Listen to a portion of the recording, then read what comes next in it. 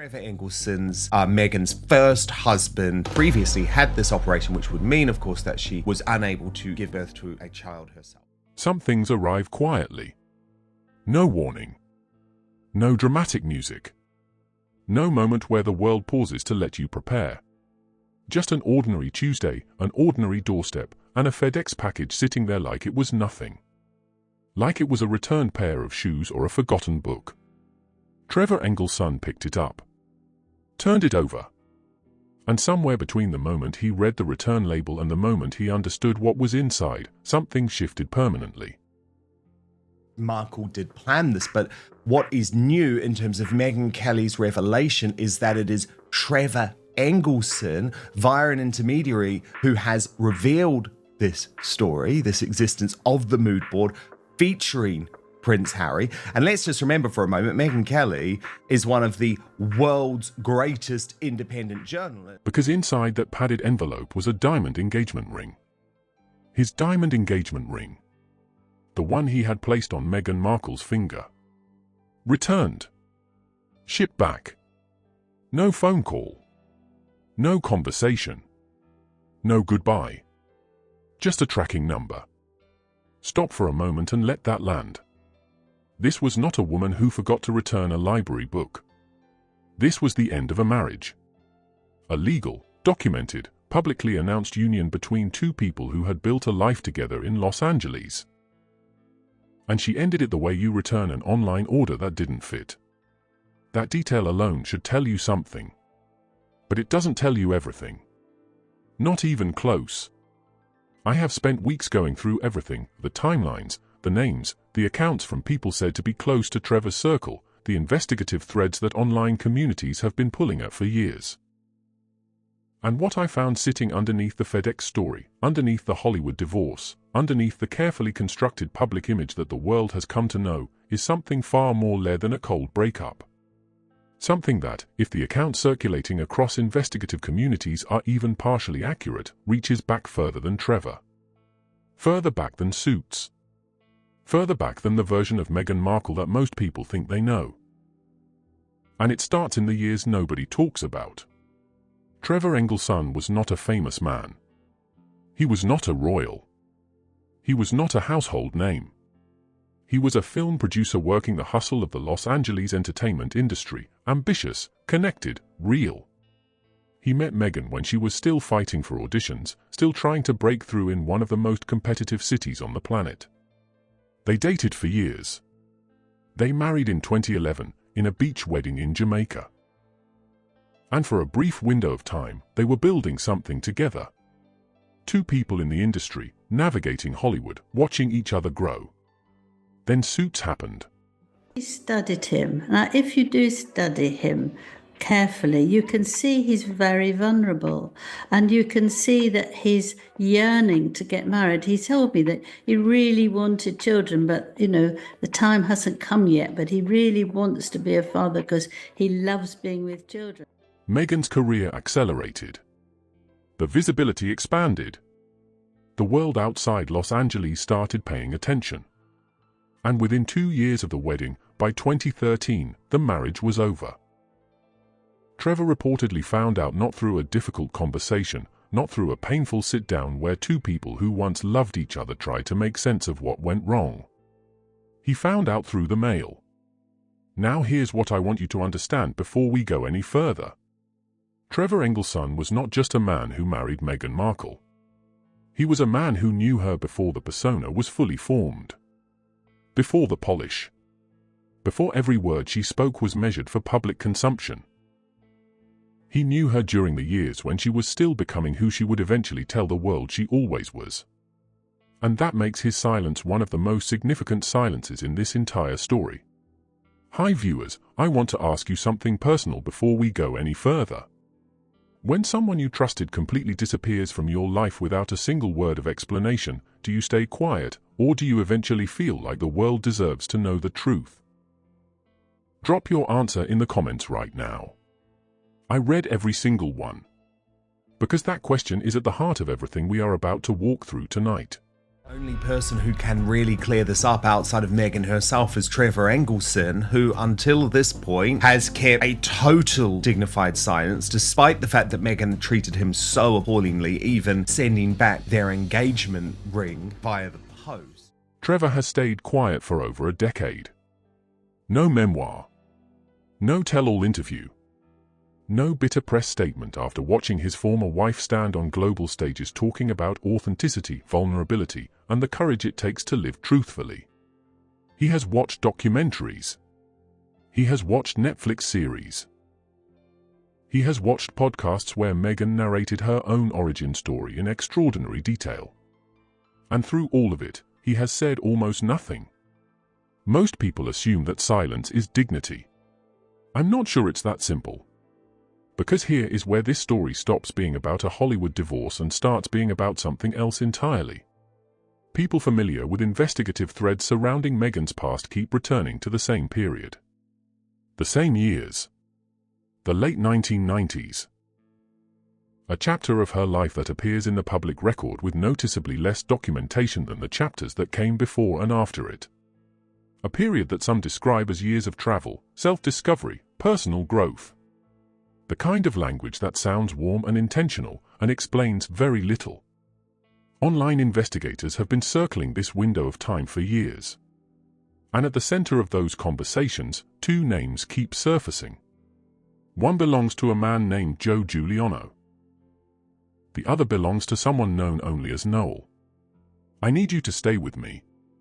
Because what comes next changes the entire shape of this story. The mainstream press has largely avoided this territory. The royal commentators who fill airtime with palace intrigue have steered around it. But in investigative communities, in the spaces where people actually sit with timelines and ask hard questions about what lines up and what doesn't, this story has never gone away. It has only gotten louder. And the reason it keeps coming back, the reason it refuses to dissolve into ordinary celebrity gossip, is because of one deeply uncomfortable fact. Nobody has been able to officially deny it. Not with documentation. Not with a time-stamped record that fills the gap cleanly. Not in a way that closes the question permanently. And in investigative work, in true crime, in legal proceedings, in journalism, the absence of a clean denial is not the same as innocence. It is simply the absence of an answer. And unanswered questions, particularly ones attached to one of the most scrutinized women on the planet, do not stay quiet forever. Trevor Engelson knows what those years looked like. The question that has never been answered is whether he'll ever say so. Let me talk about the years that nobody puts in the timeline. Not the Suits years. Not the royal engagement years. Not the Netflix years or the podcast years or the Oprah years. I'm talking about the years before all of that. The years when Meghan Markle was still a young woman navigating a world that had not yet decided to pay attention to her. The late 1990s. A window of time that shows up in her public story with noticeably thin documentation. A period that gets described in soft, general language, self-discovery, travel, personal growth, and then quickly moves on to safer ground. But investigators don't move on. They sit with the gaps. They measure the distance between what is documented and what is claimed. They ask the question that nobody in the mainstream press wants to ask out loud. What was actually happening during those years? Because here is what I know after weeks of going through everything attached to this story.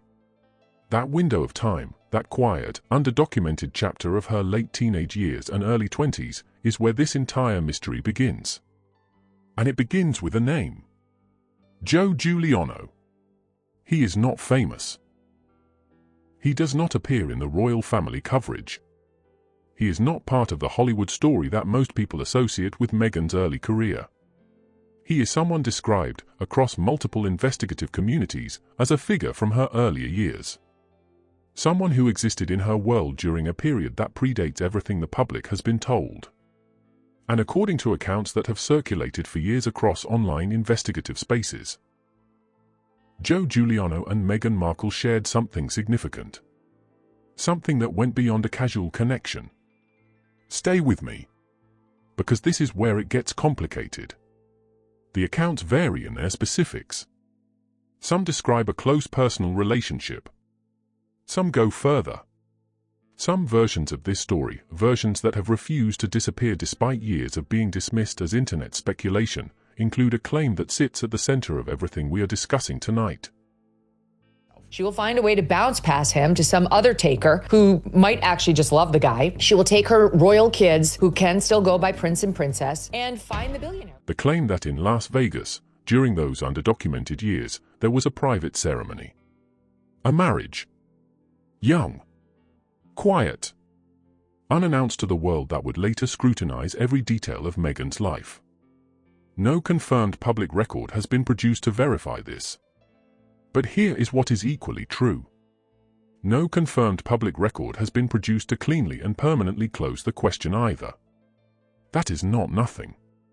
In investigative work, the absence of a verifiable denial carries weight. Particularly when the person at the center of the question has since built an entire public identity around the concepts of honesty, transparency, and the courage to tell difficult truths. If this chapter of her life was simply uneventful, if the late 1990s were genuinely just a quiet period of personal growth and nothing more, then closing this question permanently should be simple. It has not been closed. And people who spend time with investigative timelines have noticed that. Then there is the second name. Noel.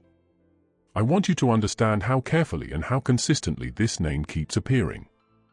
Not in tabloids. Not in mainstream royal coverage. In investigative communities. In spaces where people cross-reference timelines, compare dates, and ask structural questions about what lines up and what doesn't. The name Noel surfaces again and again attached to a claim that is, without question, the most significant allegation in this entire story. The claim that a child exists. A child connected to that underdocumented period. A child who, if the timeline attached to these accounts is accurate, would not be a child anymore. Would be an adult. Living a life. Possibly with a family of their own. And with absolutely no acknowledged connection to one of the most publicly visible women on the planet. Let that settle for a moment. Because if that is true, and I am not telling you it is confirmed, I am telling you it has not been disproven. Then what we are looking at is not a celebrity divorce story. It is not a palace drama. It is a human being who has existed, who has grown up, who has built a life in complete anonymity while the woman who allegedly brought them into this world has stood on international stages talking about the importance of family, the pain of not being seen, and the fundamental human need to be acknowledged. The contrast is not small. It is staggering. And this is where the vision board story becomes something other than a colorful celebrity anecdote. Because accounts that have circulated for years, accounts referenced by journalists, commentators, and people who knew Meghan during her early Hollywood years, describe a woman who was extraordinarily intentional about her future. Vision boards. Goal mapping. A deliberate, methodical approach to constructing the life she wanted. And among the most talked about details in those accounts is the claim that an image of Prince Harry appeared on one of those boards years before they ever met. Think about what that means structurally. If you are building your future with that level of precision, if you are mapping the destination before the road exists, then you are also making decisions about what belongs in that future and what does not. You are editing. You are curating. You are deciding which chapters of your history travel forward with you and which ones get left behind. The question that nobody in the mainstream press has been willing to ask directly is this: what was left behind? And more specifically, was it left behind, or was it hidden? Because those are two entirely different things. Moving past a difficult chapter of your life is something every human being does. It is not a crime. It is not a scandal. It is survival. But building a global public identity specifically around the themes of honesty and truth-telling, while allegedly concealing a chapter of your history that includes a private union and a child, that is a different matter entirely. That is a structural contradiction. And Trevor Engelson was present for the years immediately following that gap. He met Meghan as she was transitioning out of that underdocumented period and into the version of herself that Hollywood would eventually notice. He dated her for years. He married her. He shared a home, a life, and presumably a level of private conversation that only exists between two people who believe they are building something permanent together. Which means Trevor Engelson may know more about what those late 1990s years actually contained than almost anyone else still living a public-adjacent life. And he has chosen, for over a decade, to say absolutely nothing. That silence used to read as dignity. The longer this story develops, the harder it is to read it as only that. Because here is what I keep returning to. Meghan has narrated her own life in extraordinary detail across multiple platforms. She has discussed her childhood, her parents' relationship, her experience on the set of Suits, her first meeting with Harry, her struggles within the royal family, her decision to step back, her life in California. She has been remarkably willing to speak. Remarkably willing to describe pain, context, nuance, complexity. The late 1990s remain almost entirely unaddressed. Joe Giuliano has never been publicly discussed by her. Noel has never been publicly acknowledged. And Trevor Engelson, the man who stood closest to the transition between those two chapters of her life, remains one of the quietest figures in this entire story. Something about that pattern does not resolve cleanly. Something about the specific shape of what is missing asks a question that this story has not yet finished answering. Now I need to walk you through what Trevor's silence actually means, and why the specific things he has chosen not to say may matter more than anything he could have said out loud. Most people who are falsely accused speak. They push back. They correct the record. They issue statements, they give interviews, they find platforms and they use them. That is the normal human response to being misrepresented. The need to set the record straight is almost biological. It is difficult to stay quiet when something false is being said about you or someone you know. Trevor Engelson has stayed quiet. But here is the distinction I want you to hold on to. Trevor has not been accused of anything. He is not the one under scrutiny in this story. He is the witness. He is the person standing at the edge of the frame who saw something that most people never got close enough to see.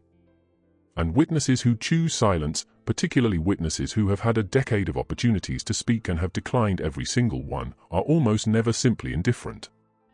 People who are indifferent talk eventually. People who are protecting something, or weighing something, or waiting for the right moment.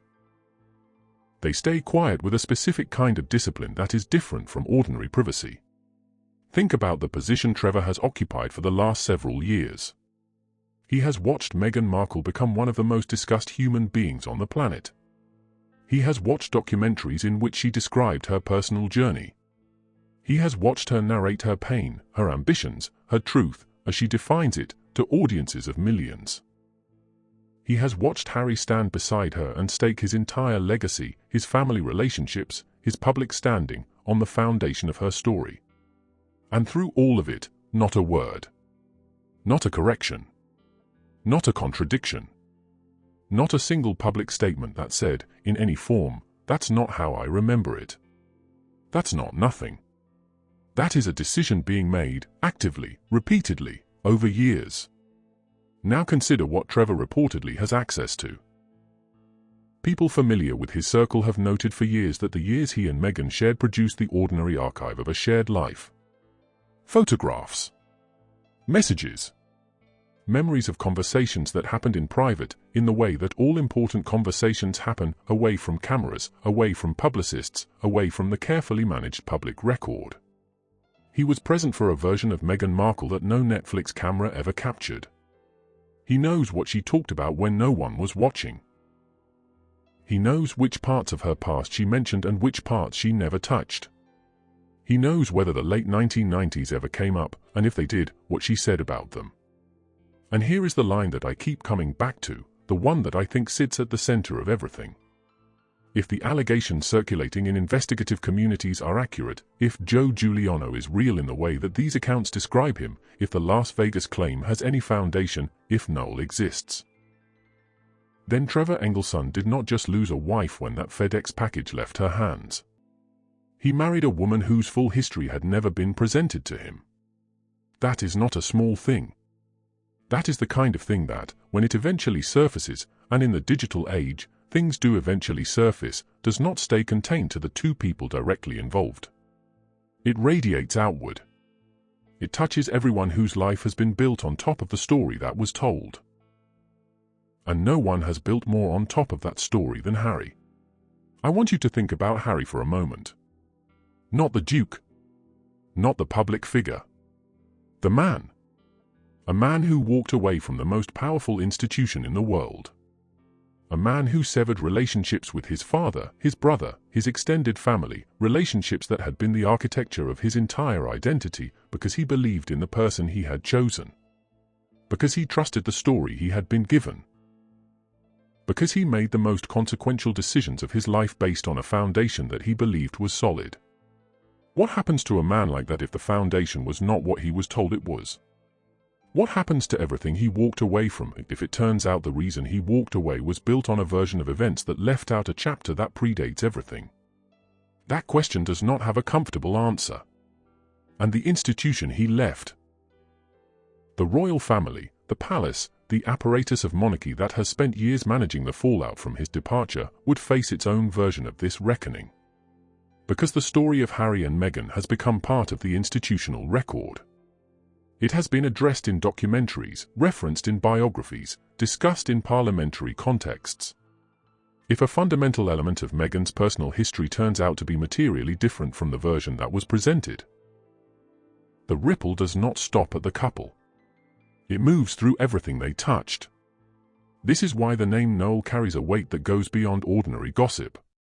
If Noel exists, if there is a person out there who grew up without acknowledgement, who built an adult life in private, who has watched all of this unfold from a distance, then that person now lives in a world where genetic genealogy testing is accessible to anyone. A world where ancestry platforms have reconnected people separated for decades. A world where biological records do not care about public images or carefully managed narratives. DNA does not negotiate. It does not respond to publicists. It does not respect palace protocols. It does not disappear because a story has been told a certain way for long enough that the telling starts to feel like the truth. And here is what makes this specific element of the story so significant in 2026. We have watched genetic genealogy solve cases that were considered permanently closed. We have watched families reunited across decades of separation. We have watched biological connections surface in ways that no one anticipated and no one could prevent. The technology exists. The platforms exist. The human desire to know where you come from, to understand the full shape of your own history. That desire exists in every person who has ever wondered about the half of their story they were never given. If Noel is real, Noel is an adult now. Adults make their own decisions. Now I want to walk you through the 3 scenarios. Because this story is not static. It is moving. And depending on which direction the pressure releases, this ends very differently for everyone involved. The first scenario is the one that investigative communities have discussed the longest. Trevor speaks. Not a rumor. Not a leaked message. A deliberate, considered decision by a man who has had years to think about what he knows and what it means. An interview. A statement. A memoir that covers the years he shared with Meghan with the kind of specific detail that only someone who was actually present can provide. Trevor does not need to prove the Las Vegas claim to make this story detonate.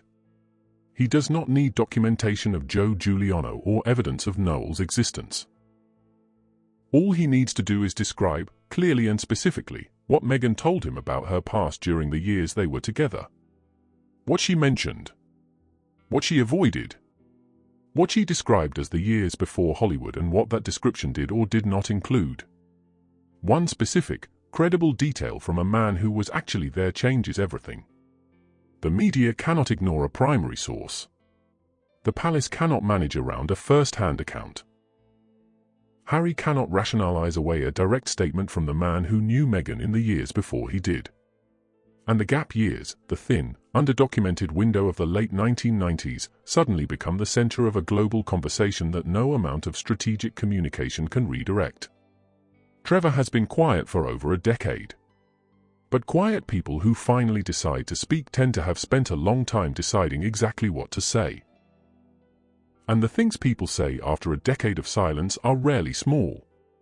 The second scenario is the one that no amount of human decision-making can prevent. The evidence surfaces on its own. Not through Trevor. Not through a journalist. Not through a palace leak or an investigative community breakthrough. Through biology. Through a DNA match on an ancestry platform. Through a genealogy investigation initiated by someone who simply wanted to understand their own history and found something that nobody was prepared for them to find. This is not a hypothetical. This is how dozens of significant family secrets have surfaced in the last 10 years. Quietly. Without warning. Through a database match that nobody saw coming. And when that happens, when the biological record surfaces independently of anyone's decision to speak or stay silent, the response options collapse almost immediately. You cannot deny a DNA result. You cannot spin it. You cannot issue a statement that makes it mean something other than what it means. The only available response is acknowledgement, and by the time acknowledgement comes at that point, the shape of the acknowledgement has already been determined by the shape of the concealment that preceded it. That is the scenario with the longest fuse and the largest impact.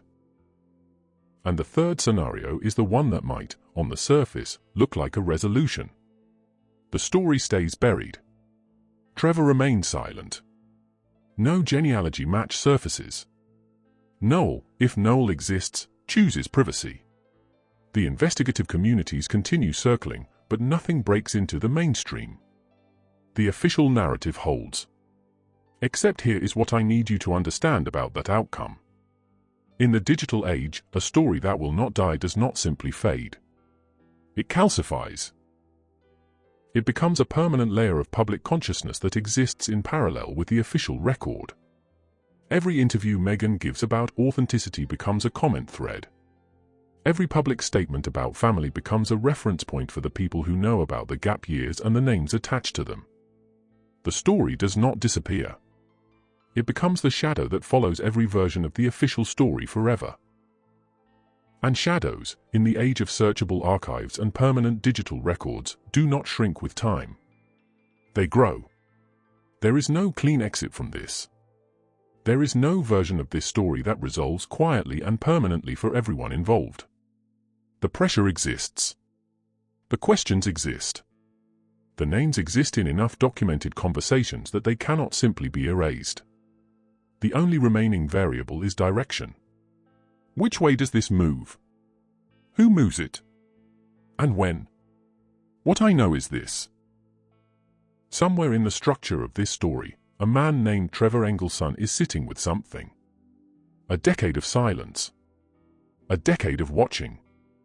A decade of choosing, every single day, not to speak. And the weight of that choice, the specific, deliberate, sustained weight of it, is either the heaviest form of dignity I have ever seen, or it is the longest pause before the most consequential sentence of this entire story. And I believe, based on everything this investigation has turned up, based on the pattern of what has been said and what has been left unsaid, based on the names that keep surfacing and the timeline that keeps refusing to close cleanly, that the pause is almost over. Now I turn it over to you.